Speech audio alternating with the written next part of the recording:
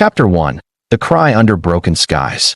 The storm over Iridian Mesa had teeth, the kind that bit through polyfiber and rattled the marrow of a man's bones. And Jalen Ward learned this in the first 10 minutes after his rover blew a thermal fuse and left him stranded between a sky sown with green lightning and a valley floor writhing with glass-limbed scrub. He'd come out alone, as he often did, to chart the shifting dunes for the Survey Corps, not because the data mattered particularly to him, but because silence did, because it was the only currency left that felt honest after too many years running logistics for the corporate caravans that chewed planets to asphalt. The rain was not water but diluted acid, the kind the early terraformers called oxide tears, and it turned his breath mask slick and his visor slicker yet. He was cursing the chewed connector on his spare heat exchanger when he heard the cry. Not a noise, but a shudder that crossed the air between ribs and spine like a violin bow drawn over bone. He turned instinctively, lamp flaring, and saw the shape wedged under a tumble of basalt. A knot of iridescent armor plates heaving with panicked breath, a long tail seized in the wedge of two stones, and eyes that glowed the color of winter kelp, bright and terrified and very, very young. If most men on Iridian had only seen dragons on warning placards, Jalen had seen one close enough to feel the heat prints of its lungs on his forearms. Once, years ago on the northern shelf, when a patrol had stumbled upon a molting juvenile, and everyone shouted at once and reached for weapons and forgot that fear is a kind of blindness. He hadn't forgotten. He knew the rules. Don't move quickly. Don't make yourself a silhouette. Don't smell like copper or ozone. Don't look like a forked lightning strike, because dragons knew lightning as a predator and had learned to strike first. This one was a baby, no longer a hatchling, but not yet scaled to climb, but its plates already shingled like a mosaic of star metal, and its breathing came out in bursts that steamed where they touched the rain. The tail was pinned hard, with the storm prying at his balance and every sensor screaming about pH and corrosion rates. He slung his pack and crawled the last meters on his elbows, face low, voice low, speaking the nonsense syllables people use with pain-struck animals and children because the syllables aren't words at all, just rhythm and promise. He planted his boots against the rock and pushed. He used the ramjack. He used the old miner's trick of twisting pressure into the grain. The stone shifted in tiny, gritting squeals, and the dragonling's body shuddered again. And then suddenly the tail came free with a wet sound and a sliding lash that clipped his forearm hard enough to numb 2 fingers. He should have backed away at once, because any creature in pain is a thicket of reflex and teeth, but the little dragon tried to stand and failed, tried to curl and failed, and Jalen saw the inside edge of the tail where a crystalline barb splinter had gone in and made its own nest of bleeding light. He couldn't leave that in place. Splinter crystals from Iridian basalts carried microcapillaries that wicked acid into soft tissue and ate it from within. With a prayer to the 1,000 stupid decisions that made up a life, he set the auto suture to stand by, took the splinter with a clamp, and drew it out in one slow, cruel inch at a time, the barb clicking with a sound like rain on tin until the last thorn let go and the wound side open. The baby dragon hissed, a sound like a bell dragged through gravel, and those kelp-bright eyes fixed on him, and Jalen saw in them something he could not name, a calculus as fast and deep as weather. He sprayed neutralizer foam. He sealed the cut with gel that flashed to a film like second skin. He cut the corner off his emergency shawl and wrapped the tail, not tight, not trapping, just enough to tell the body that the wound was held and safe. Then he put his empty gloved hands where the little dragon could see them and waited for breath to slow, for heat to abate, for the storm's teeth to grow dull against the ridge. What he did not account for, what no one back at the outpost would have guessed if he'd told them the story, and he would not, because some stories break when told to people who weren't there, was the way the air changed, like the first pressure wave before a shuttle breaks cloud. The thunder dimmed, the rain thinned to long needles, and a shadow rolled across the mesa, taller than any crawler and older in its bones than Iridian's mapped faults. The baby dragon's eyes shifted past him, and Jalen turned on his haunches and saw them rising from the far side of the cleft. 3, no, 5, no, 7 adults fanning out against the storm, their plates lit in pulses that climbed their flanks like breath, their necks ridged with sensory spines that hummed at a frequency he felt in his teeth. A group what the xenobiologists called a chorus, what miners called a mistake to look at, and a miracle to survive. He lifted his hands higher, palms open, breath slow, because now the old rules were karst caves and echoes and gunmetal memories, and nothing that might save him if those minds decided he was a threat. The baby dragon made a sound so soft that the rain swallowed half of it, and all 7 adults answered as one, a chord that came from inside the basalt itself. The closest adult lowered its head until one blown glass eye was level with Jalen's heart. He did not know then that everything that happened after would be because of what they heard there, not the noise of blood, which is always the same, but the count of it, the measure, the unarmed steadiness of a human who did not look away. Chapter 2. The Circle That Closed. They surrounded him without a rustle, only the soft rattle of plates and the occasional spark when a sensory spine kissed a raindrop and turned it to vapor. The shape of the circle was deliberate, the geometry not of attack but of attention, such that every angle of Jalen's posture was held gently in sight, and the baby dragon lay at the only opening, the path by which he might retreat if he chose. He felt not trapped but measured, and he understood then why the research drones that flew near choruses recorded anomalies in gravitational drift. There is a weight to being regarded by intelligences accustomed to speaking in weather, a physics of notice that makes every motion deliberate. The largest of them, the one with crescent scars like moons along its left shoulder, pale from an old fight, or a mold gone wrong bent lower still, and Jalen caught his own reflection in the domed eye. A small figure built of tiredness and tendon and stubbornness with acid rain laddering down his faceplate.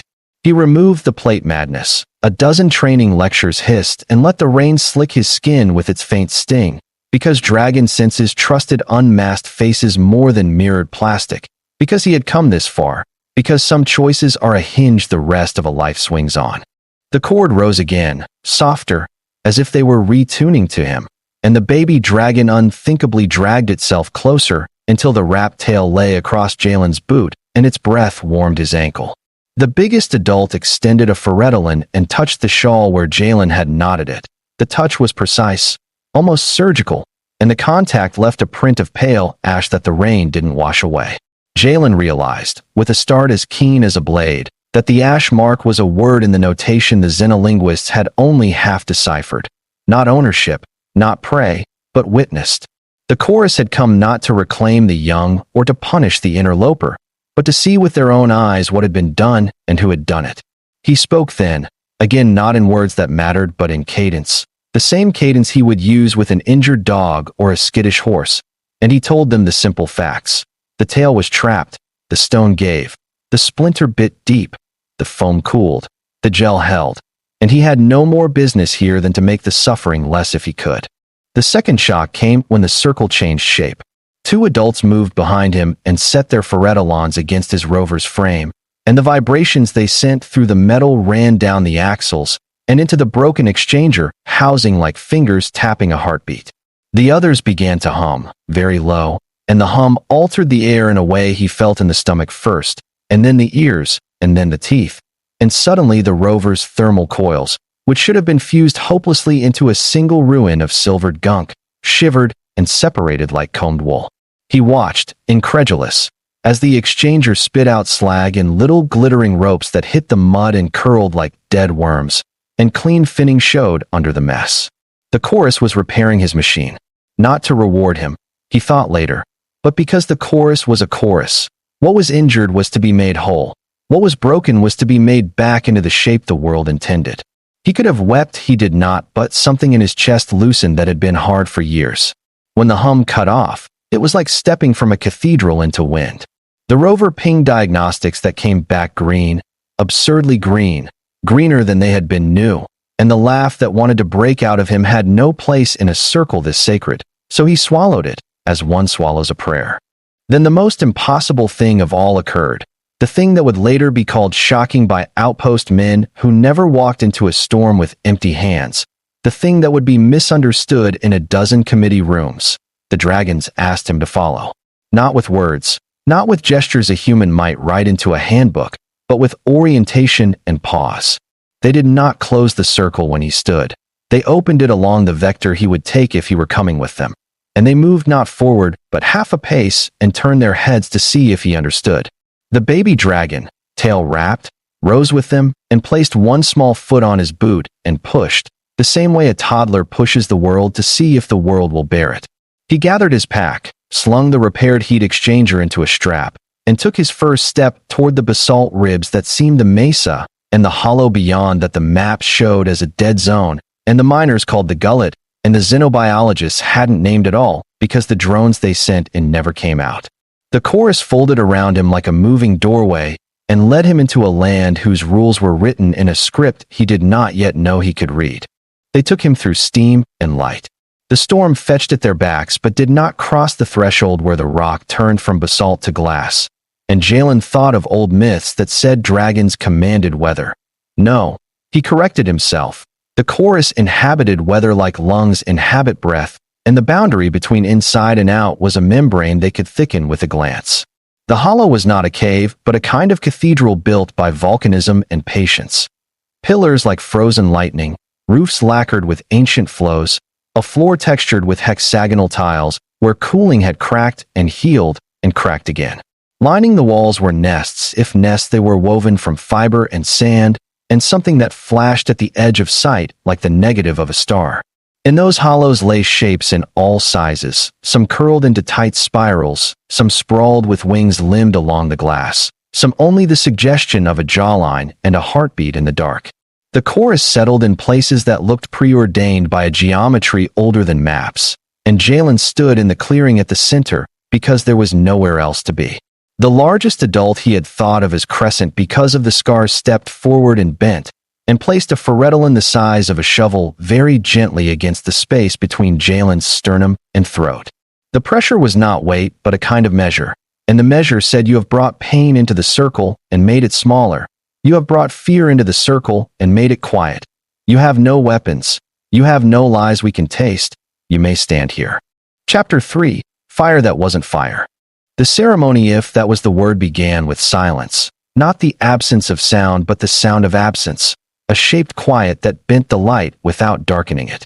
Jalen did not know that dragons could braid silence the way a choir braids harmonics until the gullet felt like the inside of a seashell the size of a city.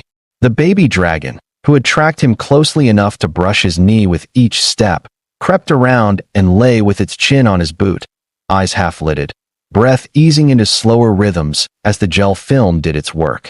The adults arranged themselves in arcs and couched their forequarters, and spines along their necks lifted and lowered in patterns he recognized hours later as numbers, counts of days, perhaps, or births, or winds.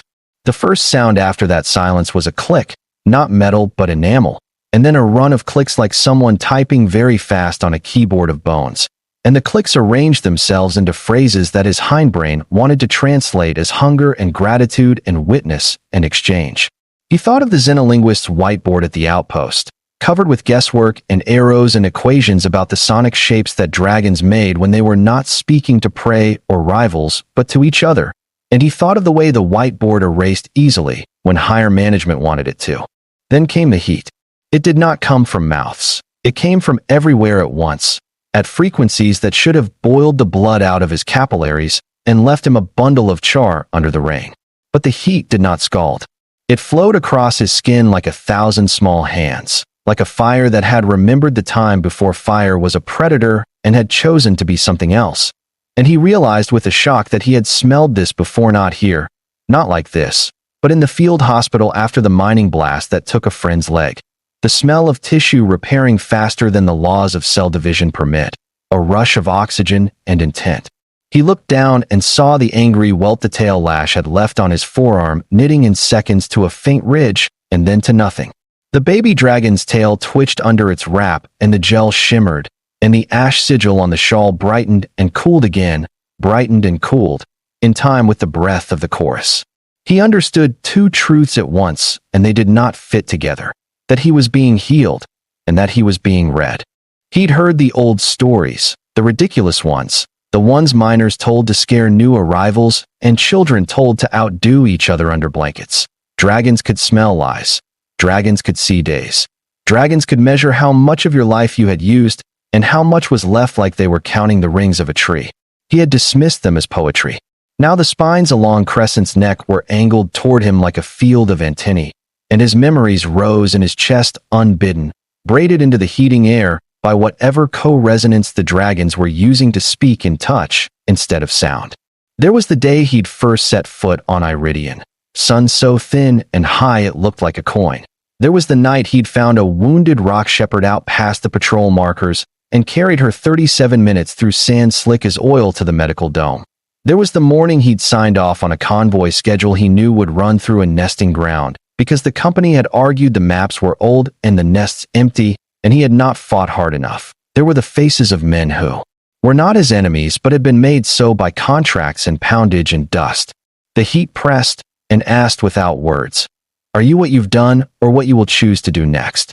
He could not answer except by standing still and letting the reading continue, by not masking with anger or shame, by being the simple measure of a heart under a hand. He would tell no one, could tell no one about the vision that came then, because to call it a vision was to make it a picture, and this was not a picture but a topology, a map of relations drawn in smell and resonant hum. He felt the outpost like a cold pebble in a bowl of warm water, felt the convoy lines like long scratches on lacquer, felt the thin ropes of human fear that stretched between cabins at night and made a mesh so fine even wind couldn't pass. He felt, too, a shadow beyond the far ridge, not a creature but a pattern, the kind that comes when men and hunger align inside a machine. The corporate diggers had sent for a thresher, a longmouth extraction engine so big its own gravity made paperwork bend. It would be here by next week, and the ground the chorus nested under would be cut into plates and stacked in a shuttle bay for sale at auction, and nothing with a pulse would be left to sing. The shock was not that he felt it, but that the chorus knew he felt it, and the heat went colder not in temperature, but in meaning, and he realized they had brought him here not to repay a kindness or file a memory, but to choose. They could move. They could fight. They could hunker deeper and let the thresher scrape the top of the world and call it a storm to be outwaited. Or they could make a different shape that included him. The shape they made was the most improbable of all. They braided him in. The clicks became a pattern he could almost anticipate, and he found his breath falling into it, and the baby dragon's heart ticking in counterpoint against his boot, and the palette of light on the glass ceiling shifting through a logic that felt lunar, though Iridian's moons only tugged at tides indirectly through the superheated clouds. Crescent approached until one breath separated scales from skin. The Ferretalin came up again, rested against the place his training called the manubrium and his grandmother had called the home of the small guardian bone, and pressed the ash sigil into the threadbare fabric of his shirt until the fibers smoked and did not burn. The smell was cedar and old paper and the kitchen when his mother had toasted sesame to make Purrs soup taste like feast. When Crescent withdrew the talon, the shirt bore the mark not in ash but in a faint iridescence, and the baby dragon rose and touched the mark with its nose and made a small chord in its throat that tasted like dawn. Later he would learn the word the linguists used for this. In the moment he knew only that the circle had changed him as surely as he had changed the circle, and that he had no way back to the world as it had been. Chapter 4. What the Chorus Chose. He did not leave the gullet as a guest escorted to the door. He left as a hinge in a new geometry, and that is a thing a man feels in his knees and his throat and his plans. The storm had blown north and left the glass wet and brilliant, and the sky over the mesa wore its late-day green that meant the air filter cranes would run smooth and the outpost cooks would risk frying. The chorus fanned out along the rim where the rover waited, not concealed but arranged in sight lines that made human eyes slip from them like rain from sealant. Anyone on a ridge half a click away would count rocks, not dragons, and that miscount would save lives. Jalen sealed his mask again and felt the ghost heat of the ceremony still playing over his forearms like sun through blinds. The baby dragon followed at his heel as far as the rover and then stopped, tail flicking, eyes bright, wanting. He felt a rule. He crouched, and the little one pushed the side of its head into his hand with careful weight, and he laughed for real this time, because who could help it? Because a thing that could have made him ash in an instant decided to lean like a friend. "I'll come back," he said, and the words were true the way water is wet, and the chorus answered with a small rumble that meant, "We will know if you lie, and we will know if you keep faith," and both of those knowings are a kind of love. Back at the outpost, the air smelled like solvents and onion oil and the faint metallic pity of recycled water. People looked up when he rolled in because his rover sounded better than it had in months. Because men who go out in storms sometimes do not come back, and the calculus of rations and poker changes when they don't. He hung his shawl to dry with the ash sigil turned toward the wall, not out of secrecy, but out of respect. Some marks shouldn't be offered as conversation starters next to a kettle and a crate of bruised fruit. He went to his bunk and sat without taking off his boots, and put his forehead in his hands, and let the sound of the day run out of him like a fever. Then he opened the comms and read the bulletin no one had sent him because everyone assumed someone else would have. The Thresher had left orbit 3 hours ago with a tow line like a metal horizon, and the company had filed the right forms to make anything at 8 legal, and the outpost had been promised a cut of the salvage for its trouble. The map attached to the bulletin was wrong by a degree that would look like a pencil width to a clerk on a station and like a lifeline to a creature living under the crust. It put the edge of the cut right through the gullet. He did not try to sleep. Instead, he walked the perimeter of the outpost until his feet had counted the boards on the walkway twice and his mind had counted his own reasons 16 times. He owed the chorus nothing he could name and everything he couldn't. He owed the people here his honesty and maybe their lives. He owed himself a night without shame if he could carve one out of the next 3 days. He remembered the hum that had remade his exchanger fins. He remembered the pressure at his sternum that had counted a heart and found it not good, not bad, but steady. He went to the old equipment bay where the decommissioned survey drones hung from racks like bats. He picked 4. He stripped their corporate taggers and replaced them with line-of-sight blinkers and strapped on scavenged microspoolers cut from an abandoned antenna array. He loaded their tummies with flare charges designed for avalanche warnings on snow worlds, and which, on Iridian's brittle glass, would make a noise like a small god being born.